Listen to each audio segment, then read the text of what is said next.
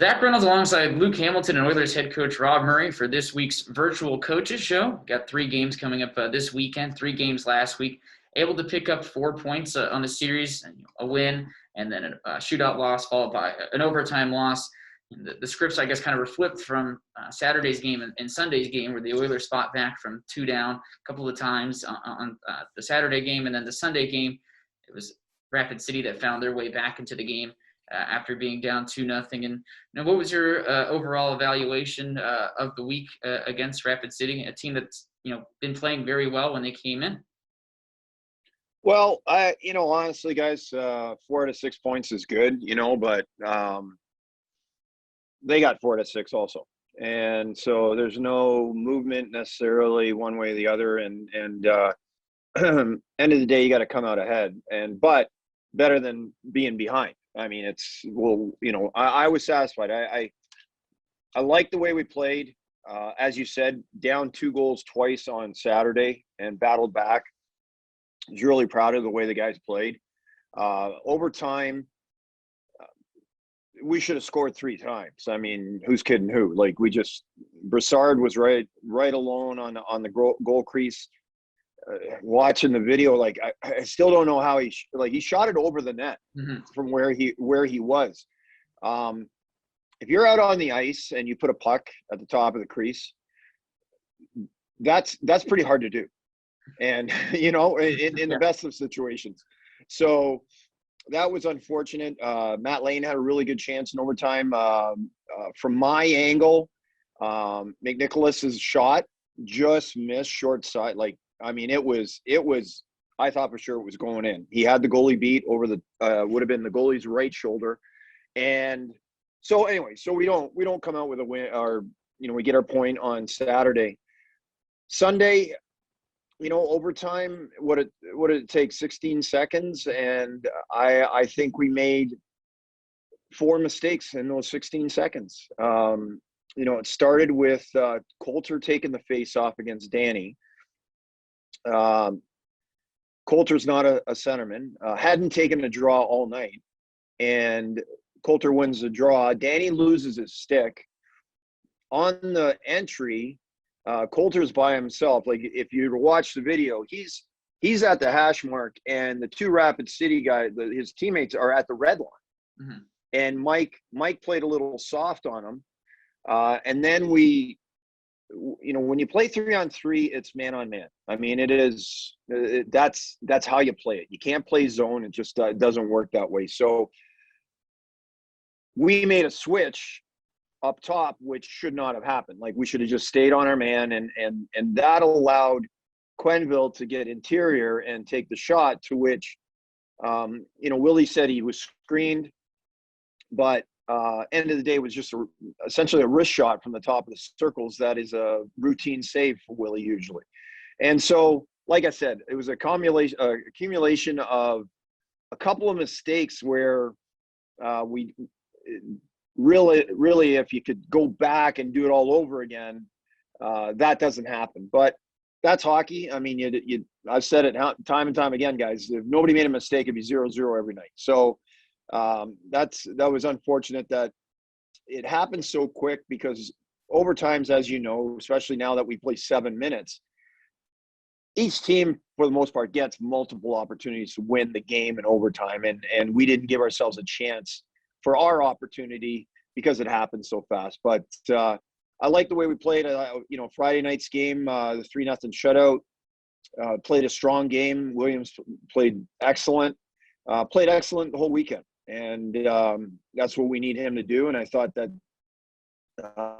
overall we battled hard to what we talked about last week in our virtual meeting here. We needed to play faster, and I thought we really captured that. We were playing fast, and again, a lot of good things came out of that weekend, or this past weekend, with Rapid City that we didn't bring necessarily the week previous.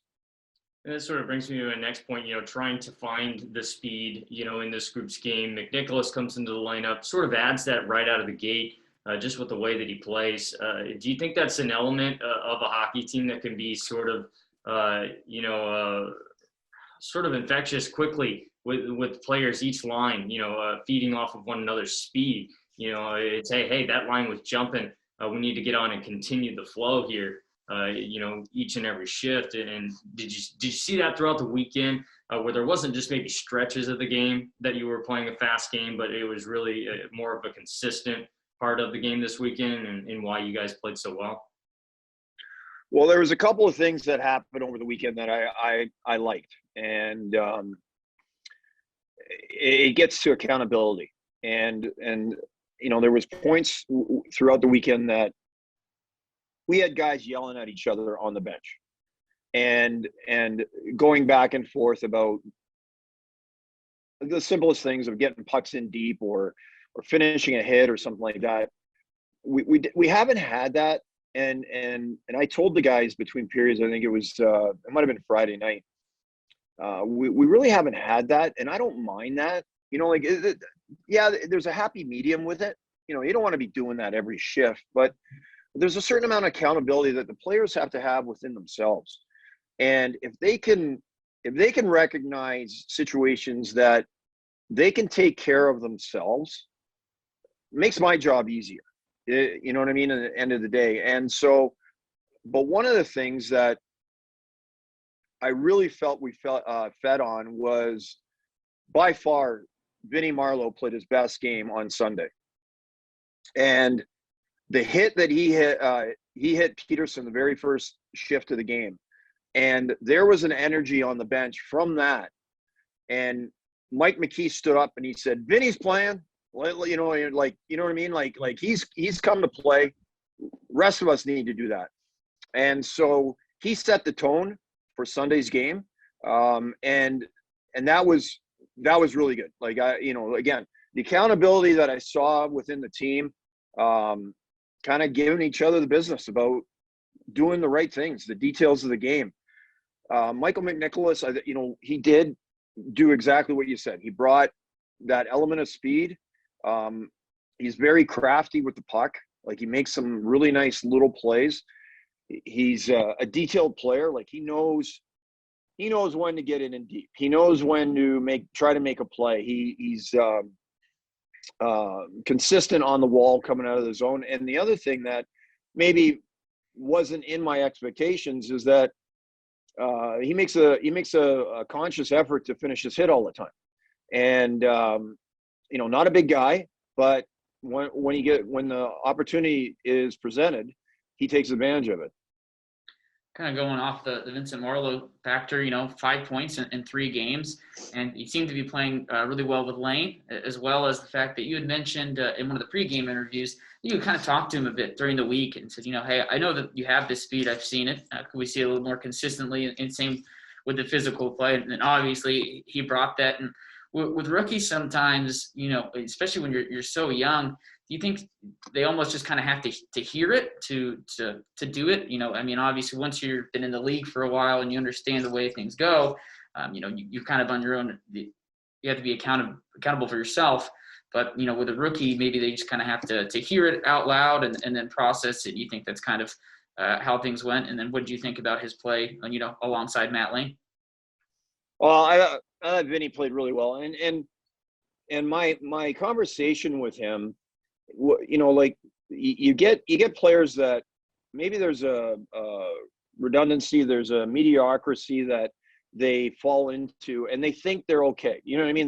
They're playing well, yet there's more to give. And I think Vinny's that kid, and I've seen it all along since he's been here, that I do believe there's more to give going forward. And I guess my conversation with him kind of sparked him to say in his own head, well, maybe I'm not, there's guys that at our level that have to play their best game every night to be average. Mm-hmm. It's just the way makeup of teams are. Vinny Marleau at his best can be dominant. And we saw that over the weekend. Like, he did show it. And that's where you can't get mired in mediocrity. Like, you can't just be satisfied with being good enough. You want to strive to be better all the time. Without whatever skill set, whatever you bring to the game, you can always be better. So we definitely saw that out of Vinny over the weekend, and I'm excited for the rest of the season for him, because I think that there was just there definitely seemed to be just like that flipped for him throughout those games against Rapid City, and I thought there's a complementary factor with him, Lane, and Burmaster. They played very well together, and so we'll continue to do that, keep them together, and moving forward with the series against Wichita this weekend. But he's a guy that I know, if I was the opposing coach, would be leery of, because he's got that in his game. Yeah, I like the chemistry between him and Lane at this point. I think that touch pass right back over on the give and go was about as good of a play as it gets for Marlowe this year, for sure. And sort of staying in the same vein with rookies, a guy that's I don't know if you can really say is quiet anymore in building sort of his offensive maturity a little bit, is Greg Burmaster. I think he's had a really good stretch of games here as of late. And how would you describe a guy like Greg Burmaster, who was maybe just under the radar in the beginning of the year, getting his feet wet, to now really sort of trying to find, a complete game? He's a guy that's not the flashiest player on the roster, but really finds a way to power his way to the net a lot, can be creative below the dots as well. And, he's getting on the score sheet quite a bit. And that's certainly what this group is needed, is some scoring from some rookies like Marlowe and now Burmaster as well. Well, I think what Burmy brings is consistency, and he's very versatile. And we've talked about it in prior interviews, where, you saw him on the power play on the point the other night, and he looks good back there.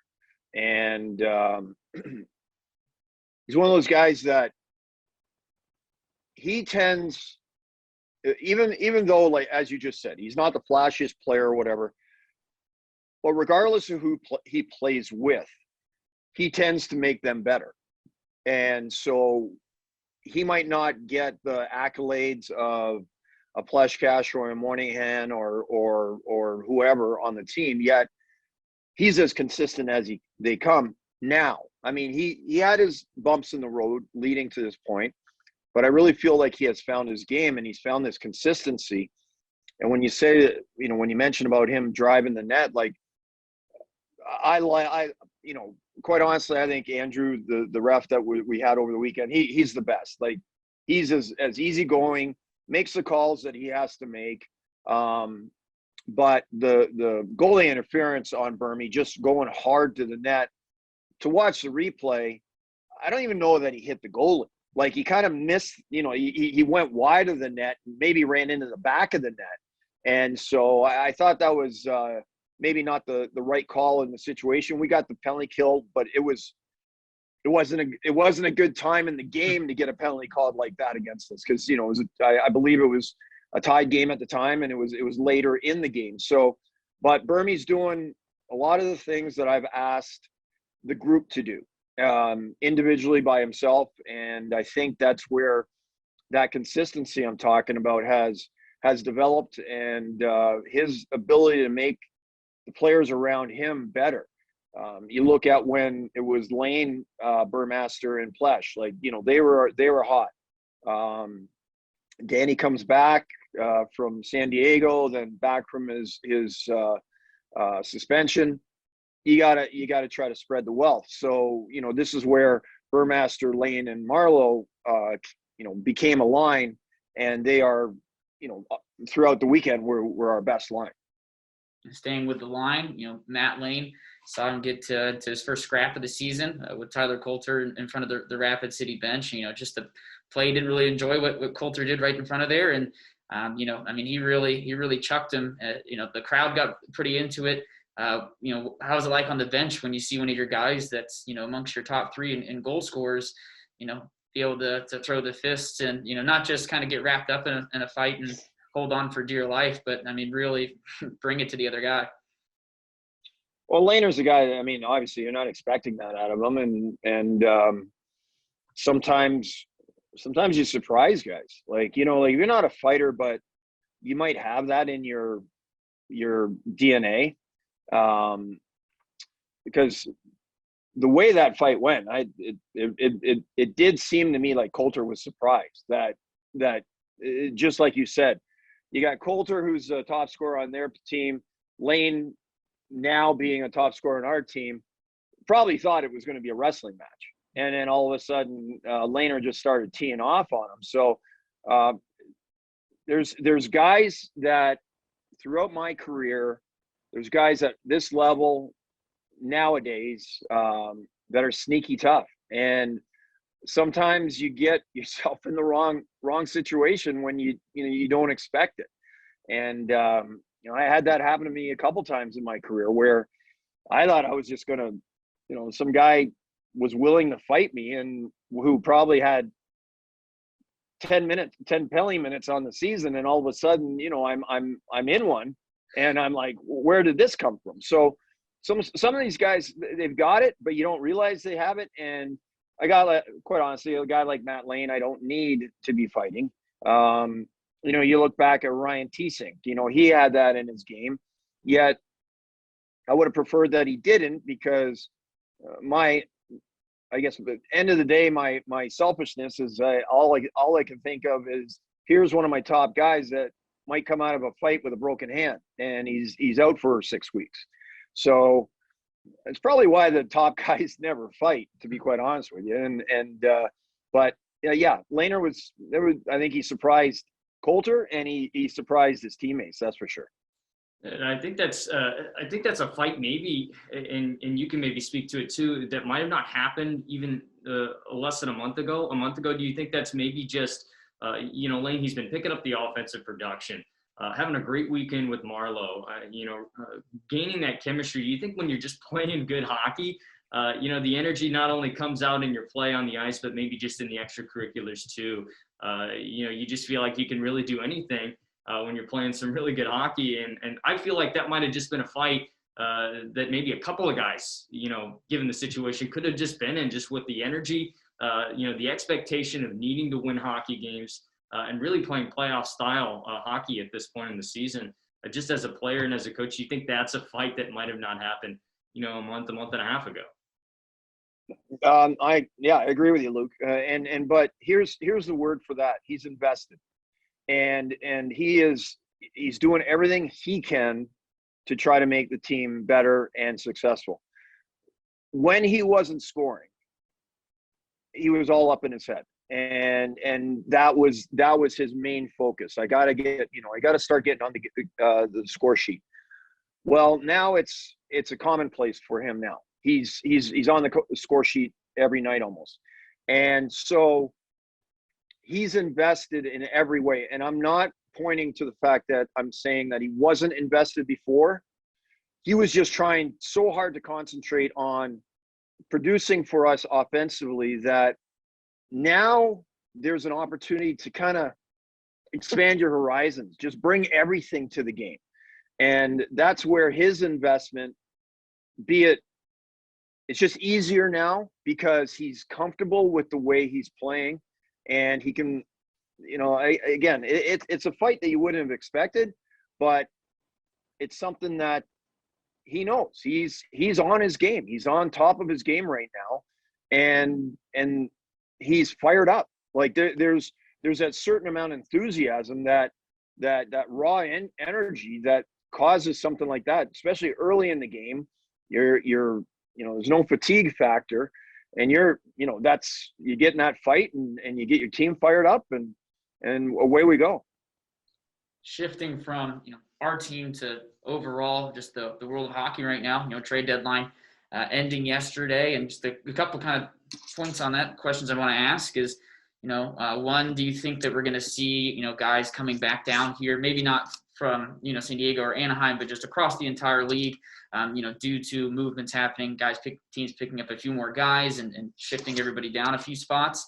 And two, when you were playing and even when you're, you know, coaching, what's the trade deadline like in a locker room, especially in NHL, where it's so, you know, under the spotlight, and the only thing that seems to be on TSN that whole day.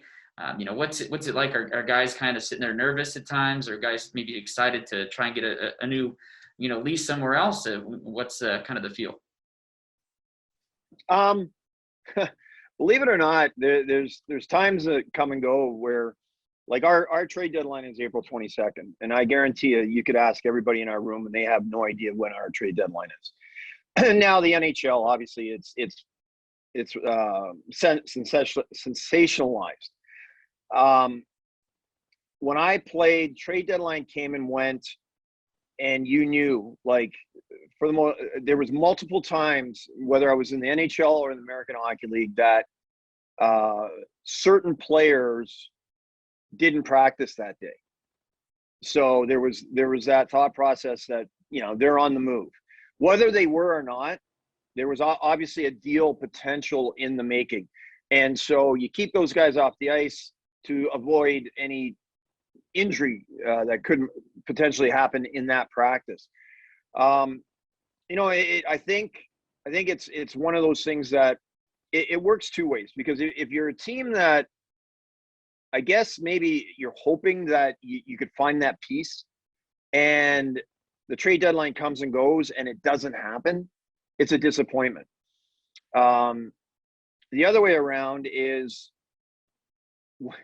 and it's sad to say, but it's a guy gets traded, and I think everybody would think that everybody's sad and good luck to you and whatever.